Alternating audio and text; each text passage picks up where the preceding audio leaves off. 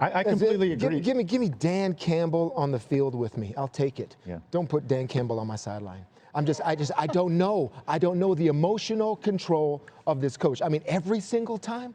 Does it have to be every single time? Is Tedy Bruschi right? Is Dan Campbell too emotional? Would you want him on your sideline? If you're a Lions fan, I'm betting that you're going to say yes. Why don't you listen to what Talking Grit has to say? Thank you, and join us after the break. All right, Jacob, let's talk about it. Some call him a gambler. Some call him risky. Some call him too emotional. Dan Campbell, our coach for the Detroit Lions. You know, we listened to the Tedy Bruschi, whatever, rant, I guess you would say. What's your first thoughts when you heard him say that? Let's just start there. The first thing, honestly, that came to my mind when I was watching it is he says he's been watching the Lions all year and he's watching from last year. There's no way he's been watching the Lions. He's probably been following the Lions all year because it's impossible not to, But for him to say that he's been watching and understands the situation and understands the play calling and, who Dan Campbell is and who we are as a team, there's no way that he's watching the Lions, right? Yeah. No. That was a falsity right there when he said that. As soon as he said that, I was like, you obviously are not watching this team because, first of all, he said, does he go for it every time? Wrong. He doesn't go for it every time. Lions have went for it 22 times this year on fourth down. They've completed 15 of the 22. They are fourth in the league at a 68% conversion rate. They are actually ninth in the league of going for it on fourth down. So we're, in the top third, but we're nowhere going for it on every down. Cleveland is the one that leads the league, and they're at 34 attempts. So I don't know. I don't know where he gets, going for it every time. Maybe that's because he sees the highlight package and he thinks, that we go for it a lot, but it's not, an egregious amount of going for it. Yeah, I took offense to the way he was like, you don't have to, the biting kneecaps and stuff, all that's over with. Now you're at the top and now you should be playing smarter. It's like, we went for it on fourth down. This is who Dan Campbell is and who he's always been. But you look at the past couple of years, I mean, we went for it on fourth down like over 40 times pretty much every season up until this point. And now here we are, just a few games left, and we've gone for it half as much. Because we are in the lead, we are playing it smart. Maybe there's not as many opportunities that come up, but I mean, I just don't think that it's frustrating because it still seems like they think Dan Campbell's still just this big dumb idiot. He said, "Don't put Dan Campbell on my sideline." You've got to be crazy to really think that way. I mean, he cares about these players. The players care about him.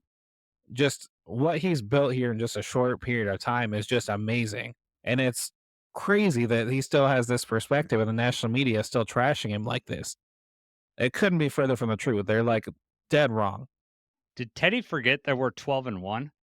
I mean, yeah, right. Did he forget that we're 12-1? It's not like he's going for it and we're losing games.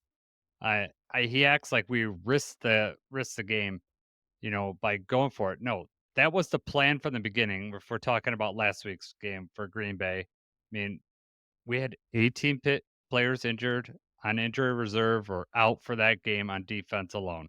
So Dan Campbell's what's he going to do? A good coach would work with what you got, and you have the number one offense in the league.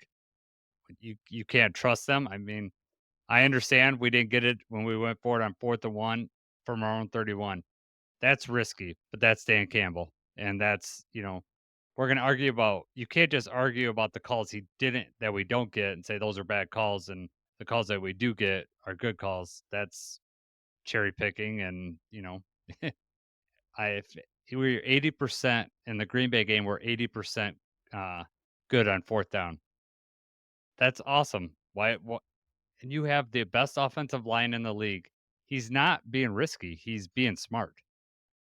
Exactly. I mean, it'd be one thing if we were, converting at like a 15% success rate and we just kept trying it.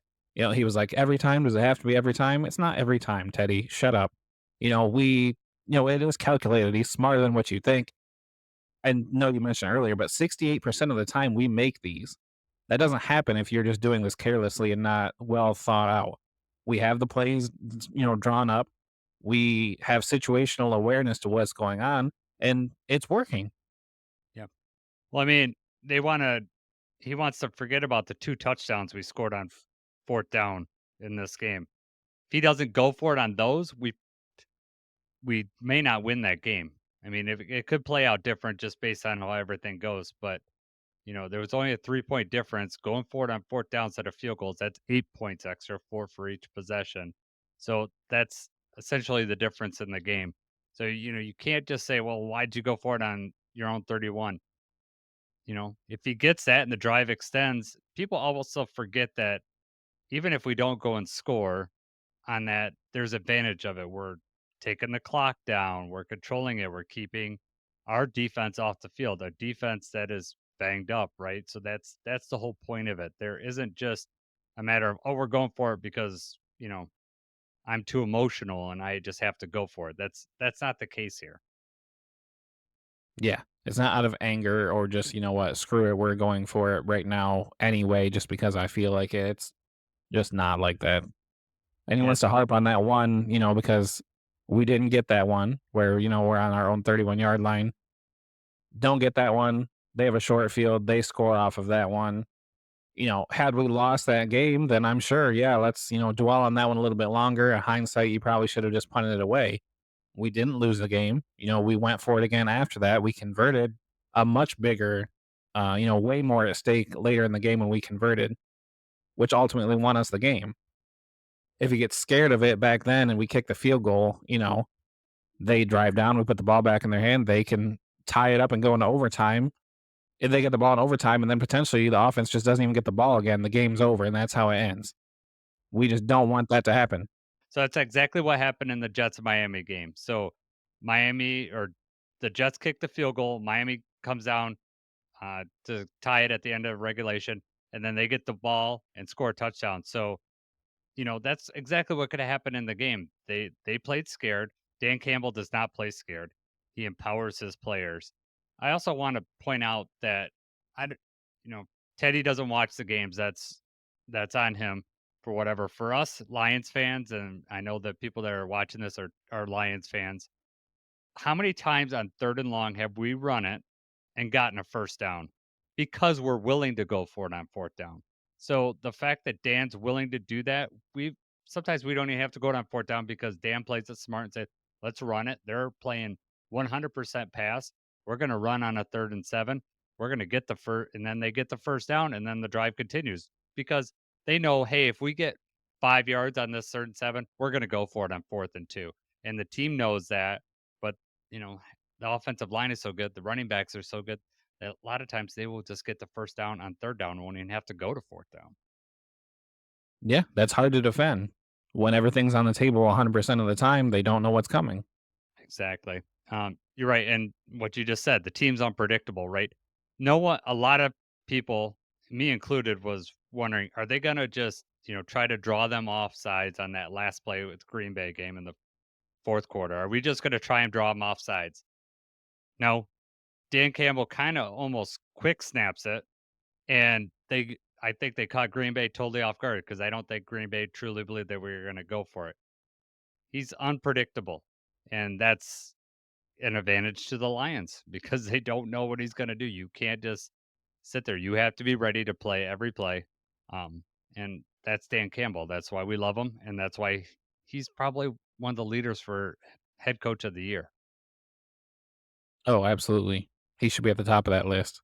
Yep. Definitely. I mean, I don't know where, and it's not just Teddy. I've heard a lot of people come out and say that he's just being too risky. But I feel a lot of it is the people that don't watch the games or do not watch the press conferences, do not understand Dan Campbell who he is. They just have that impression of the kneecaps, and they people aren't smart enough to look past that. Right. Well, and it's hard for these analysts too. There's no way that they're watching every single team, every single game, every single week. No, they're just picking up on these storylines and picking up on these big things that happen. And, this is obviously a huge one. We went for it on 4th down, on our own territory and didn't get it. And then we go for it on 4th down instead of kicking a field goal. We do get it. We run the rest of the clock out and we win the game. Mhm. And that's kind of become an afterthought. Instead, it's that it was too big of a risk and that, well, we didn't get this one earlier. Who cares? The game's over. We won. Why are we hanging back on that? Yeah, no. I will give credit to Rex Ryan in that segment with Teddy. He basically said, I respect you, but I totally disagree." And the point, he had the point about the defense being down, and you know, I I agree with Rex. It was it, he. I know Rex follows the Lions because I know he's got a family connection with the Lions, so I, he's invested in this team, and it's obvious that he understands the situational football. Being a head coach in this league, as Rex Ryan was, um, he understands what Dan Campbell's trying to do, and I think as time goes on, you saw the Patriot way, you're going to see the Dan Campbell way, where more teams are going to you got to have the right team, and Dan Campbell has the pulse of this team, and so he understands what his team's capable of, and he puts them in positions to succeed, and it's on the players to succeed, and they like it. I mean, they get that the coach respects me and thinks I could do my job, and they go out and do their job. Let's not forget that we have Panay Sewell and Zeitler on the right side of that line. Probably the Definitely Sewell top of his position. Zeitler is playing in the top 5 of his position this year. That reduces risk when you have that kind of, you know, talent on that side. And Montgomery back there. I mean, Yes. you take that group of three and, you can take any other group of three like that throughout the league. I think that our guys would be at the top, and I think more times than not, we're going to convert. And no one can hand off a ball with his knee on the ground like Jared Goff. So, Yeah, you right. know. He was down, Jason. They were supposed to blow it dead. Yeah, I know. Yeah, those smart Packer fans, right? Yeah, that's All the the cheese in their brains. yeah, that's right. Shred that cheese, man. I I was shocked by how many comments we got on our videos about his knees down, or the NFL should look at this. And Stupid. the Packers are in shock. The Packer fans are in shock because they didn't see this dominance coming from this team from Detroit. No, even before the season, they still thought the division ran through them. They weren't really worried. They Sorry, thought it was the same old Lions. It's not the same old Lions. that's right. This is a team that's already in the playoffs. We're fighting for more. Fighting this weekend for the Buffalo this weekend, right? I mean, that's going to be awesome. If you want to hear more about that, listen to our podcast at Talking Grit. We are on Spotify, Apple Podcasts. We'll break that down with Joe DeRosa tomorrow. We'll cover it tomorrow and then release it Thursday morning. Listen there, and then Jacob will have the highlights up for all the times we score on this Buffalo. And based on last week, I'm expecting a lot of points. Maybe some fireworks coming. That's good. And hopefully a branch hit or two. Those are always exciting. Definitely. All right, Jacob. It's been good talking to you, man. Go Lions. Always.